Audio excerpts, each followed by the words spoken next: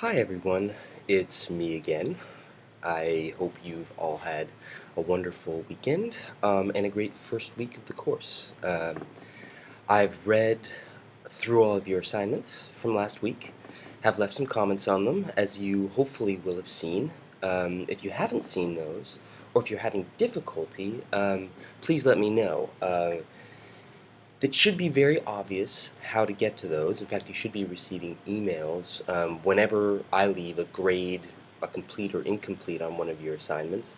And you should also be receiving emails when you see that I've commented on your assignments. So if you haven't seen those, both the comments in the text, but also the sort of general comments and responses to your work, please let me know, because that's important. I've put some work into it myself, so hopefully you're going to be benefiting from that. In this video, I'm just going to go over relatively briefly a couple things, predominantly the reading and the assignments for week 2, which we are set to begin tomorrow on Monday. The focus of the week is going to be on two things. On one hand, peer review, and on the other hand, something that we're going to discuss a little bit right now called critical reading. Okay, so what exactly is critical reading? Well, one of your reading assignments for this week is to read from this book, Anteater's Guide to Writing and Rhetoric, that is the AGWR. And in fact, I've assigned to you Chapter 3 called, surprise, surprise, Practicing Critical Reading. So that chapter, you'll see the link to that chapter as a PDF in under this overview of the reading and assignments for this week, for week 2. But that chapter is going to give you a pretty good idea of what I'm talking about when I'm talking about critical reading. So open that up. That should be really the first thing I think you do this week. Check that out. Read through that. It's very conversational, very easy to read. So I think you'll move through that relatively quickly. And you'll get the sense that this critical reading really means basically the same thing as close reading or actively reading. And what that really means is that instead of just sort of passively absorbing everything that you're reading, sort of, oh, right, this is what it says, okay, okay, okay, you're going to be actively engaging with the text and sort of thinking not only, okay, what does this say, but also what could it have said? As in, sort of, how could I, in fact, imagine this text that I'm reading a little bit differently? Now, of course, it doesn't read differently. We're going to be reading texts that are set, but that's the kind of active engagement that I want. What are the decisions at every given moment that an author made, right? The author set down this word rather than some other word, or wrote this kind of sentence rather than some other kind of sentence. And that's the sort of engagement that I want when we're talking about critical reading. And that's also the kind of thing that when you're writing about a text, you're going to want to pay attention to. Why did the author make the particular decisions that he or she did make? And that's going to be the kind of thing that you're going to want to explore in one of your pieces of writing about a text. Why did an author decide? What were the decisions that an author made? And then subsequently, why did the author make those decisions? Okay, so you're going to want to read in the AGWR, the Anteater's Guide to Writing and Rhetoric, that third chapter that is going to give you a sense of what critical reading is going to be. The second thing that I wanted to go over, and this touches on the first assignment that you have for tomorrow, for Monday at 11:59 p.m. Pacific Standard Time, as always, which is that you're going to need to peer review one of your peers' paragraphs from last week, one of those perfect paragraphs about which you've already gotten and received my comments.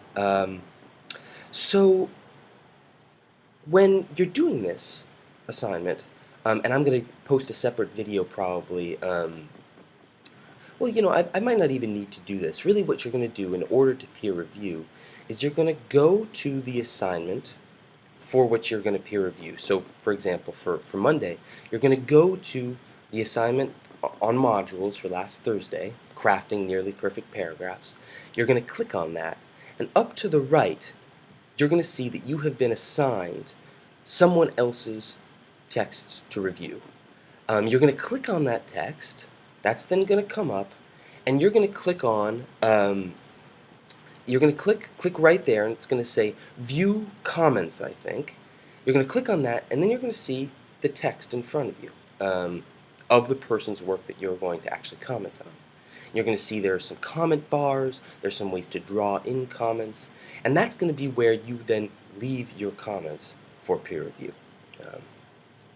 Okay, so now what are some of the components of peer review? Well, you're going to see under the assignment for Monday that just as last week I left sort of linked to the 8 paragraph ingredients that went into making up a perfect paragraph or a nearly perfect paragraph, so too in the assignment for Monday, I've given you a sort of sense, 8 bullet points for what makes a good peer review.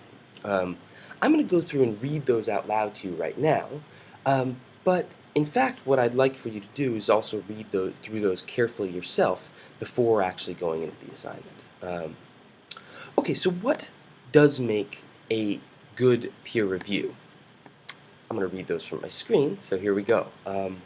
Well, so here are these general tips for any peer review situation. On one hand, you're going to want to avoid giving upbeat but empty comments just to protect your peers' feelings. You're of course going to have great things to say about your peers' work, I'm sure. These are strong paragraphs that you've written. But you're not just going to want to say positive things. You're going to want to, in fact, say both positive but also critical, positively critical things. How can this paragraph or this person improve on the piece that they've written? So following on that, you're going to want to show respect for your peers by being honest yet supportive. Point out the parts of the text that contribute to its current level of effectiveness, but point out deficiencies as well. And this is related, of course, to what we just said. You want to be supportive, but you don't want to be purely positive. You want to point out these places that are going to be the places that your peers are going to look in order to actually improve upon the work that they've done. We're not just sitting here around patting each other on the back. We want to actually help each other become better writers. Okay, number 3. Give advice that is as specific as possible. This is really important. Don't just give a general kind of, oh yeah, it was good, you could maybe work a little bit on, your topic sentence. No, get specific and say, what is it about that topic sentence that both is working and isn't? Right? I mean, give a sense that you actually have very specific details about and ideas about the ways that your peers could improve upon their work. Number 4, if something works, you should explain why and how. If something does not work, you should mark specifically what needs revision and explain exactly why it is not working. Again, like the previous point, this is a really important one. You don't just want to say, oh, this is working. You want to say, oh, this is working because, right? You want to say, let's say you want to give a compliment. This piece of evidence works very effectively to support your argument. Well, in fact, it works much better than the next sentence, right? And then you want to explain, well, why does this one piece of evidence actually support the argument in a way that's better than the next sentence? And that's going to be sort of both a criticism and a specific guide to, okay, what is working about this piece? 5. Focus on understanding the progression of the analysis structure. What this means, of course, is that you're not only, when you're thinking about the ways that these paragraphs, your peers' paragraphs, work, you're not only thinking about the content, but also the structure of the paragraph. So you're going to want to start thinking about, say, how the pieces of evidence are working together to support the claim that's being made in the topic sentence. So think about the structure, the way the paragraph is actually organized. Does the person move from a specific point to a more general point, maybe? Or does the person, which might not be such a good idea, begin with a sort of broad, overly broad statement and then only bring in specific claims? That's the kind of thing that we mean by structure. Number 6, look specifically at how the text unfolds and describe the writer's effectiveness at persuading you to agree with his or her viewpoint. This is connected to that last point, and it has to do with the sort of logic of the way that the argument is working in the paragraph. So does the person convince you and effectively kind of structure the argument, build on the topic sentence in a way that convinces you as a reader to agree with the writer? Again, has to do a lot with structure, not even solely with the content of the paragraph, but how the paragraph is organized. Number 7, remember the big picture. And that has to do also with the kind of prompt, right? You want to make sure the first thing you're doing is reminding yourself as a peer reviewer, why is the person writing this, right? What is the prompt for this assignment? What is this writer setting out to achieve? And that, of course, is also connected with the last of these peer review lists, number 8. Always consider the goals for the particular writer and the particular assignment you are reviewing, and let those considerations influence how you comment. Do not simply proofread for spelling, grammar, etc. This is really important because when we're doing these peer reviews, we're not just looking for nitpicky grammar corrections. In fact, that's the last thing that you're going to want to look for. Much more important than saying, oh, you missed a verb here, or you misused this word, or you didn't spell this quite right. More important than that are actually these previous points about how is the argument working? Is the writer effectively using some of the tools that we looked at last week in terms of creating an effective and structuring an effective paragraph? So those are the 8 guides. Read those for yourselves, these guides to the peer review tips, which you're going to find on the assignment for Monday. But that's also, I just wanted to go over there and explain those a little bit to you here before we did that. So you're not just being positive, you want to be as specific as possible about your sort of guide or criticism of your peers' work. Be positive, supportive, but also be critical and point to the ways that the writer can improve.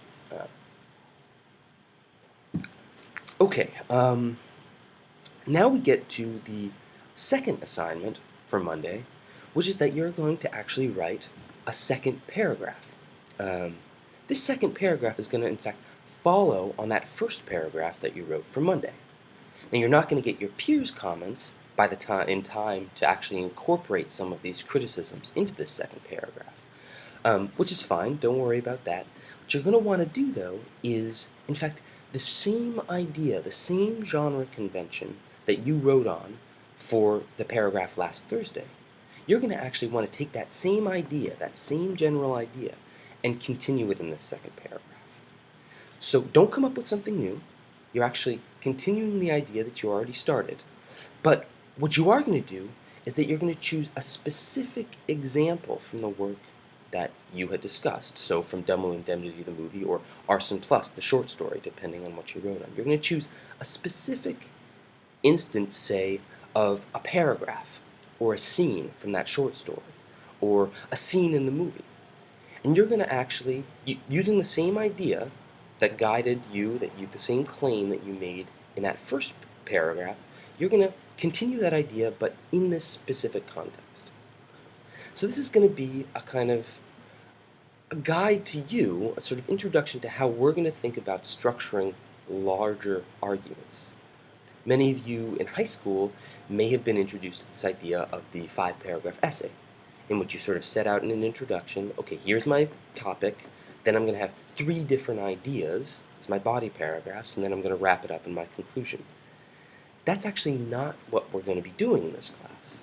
Instead, we're going to be looking at different ways to take one idea, say this genre convention, or the claim or argument about the genre convention that you made in your first paragraph, and you're going to kind of unfold that in a much longer and more extended way. So you're going to stick with the same idea, You're going to write this second paragraph that's kind of using a specific scene or instance from the short story or the movie as more evidence to support that initial claim. And again, as you'll see in the assignment, which you should read, you should also include that first paragraph just up top. So I and anybody who's going to peer review later on is going to have a good idea of sort of what that first idea is and how you're extending it in this second paragraph. Okay, so that's the second assignment, peer review, then this second paragraph. Then your third assignment for this week is going to be due on Thursday, and is going to be a third paragraph. Taking that same idea from the first paragraph and extending it even further. Now in this you have two choices. You can, in fact, take another kind of smaller example, another scene or bit of dialogue or whatever it is that you're going to examine, and again do another critical reading, another analysis of that to show how that in fact further supports this argument that you've made in the first paragraph. And I should say, you can go back to that first paragraph and in fact kind of improve on it, right? If given my comments you didn't make as convincing an argument as you might have, or you could have kind of extended it or phrased it differently, you can go back and change some of that stuff to sort of give yourself a better idea of how then you're going to write these later paragraphs. But in this third paragraph, you're going to actually have two choices for how you're going to engage with that first idea. You can either just extend, take another scene and use that as evidence to support this initial argument, or you can take one of the critical works, say the Beekman article that you're going to read for this week, and you can actually incorporate something from that critical article, one of the comments that he makes about the genre convention you're dealing with, say, and you can include that as further evidence to support your own argument that you're already making in these two previous paragraphs. So you have these two choices. In fact, you combine those two choices, where you can either kind of continue to analyze another scene or part of the text, or you can include then a critical work, or something that one of these other authors has said about noir conventions, say. So again, these are the sort of what we're doing here with the peer review, but especially with this idea of critical reading, is sort of extending the idea of what we mean when we say, okay, we're going to make an argument about the rhetorical devices or the rhetorical conventions that an author is using in a text. How do we sort of analyze the way an author has made particular decisions in a text and draw readers' attention to that by making an argument about the way, say, Peter Collinson uses the convention of the femme fatale, for example, which is something that many of you wrote about, or the way that Billy Wilder, the director of Double Indemnity, uses the femme fatale in a particular way. I wrote to a lot of you about, in Double Indemnity, the way that, sort of that sense of the actress, and when do we ever know whether she's actually being honest with Neff in that film, right? Is she at the end of the film, is she actually being honest with him when she says that she loves him? Well, Billy Wilder is putting us as viewers in a very interesting position. Do we trust her at the end when she says that? Or do we not? And so you can analyze, say, the way that he's used this femme fatale to put us, as viewers of the film, into a really fascinating position, where we ourselves are not completely sure whether we can trust her, or, in fact, if she's just continuing to act to get what she wants. So that's the kind of thing that I want you to do when we're talking about critical reading or critical viewing of a film. So again, those are the three assignments for this week. You also have your reading, and of course, where's my book? Not me. Oh, here it is.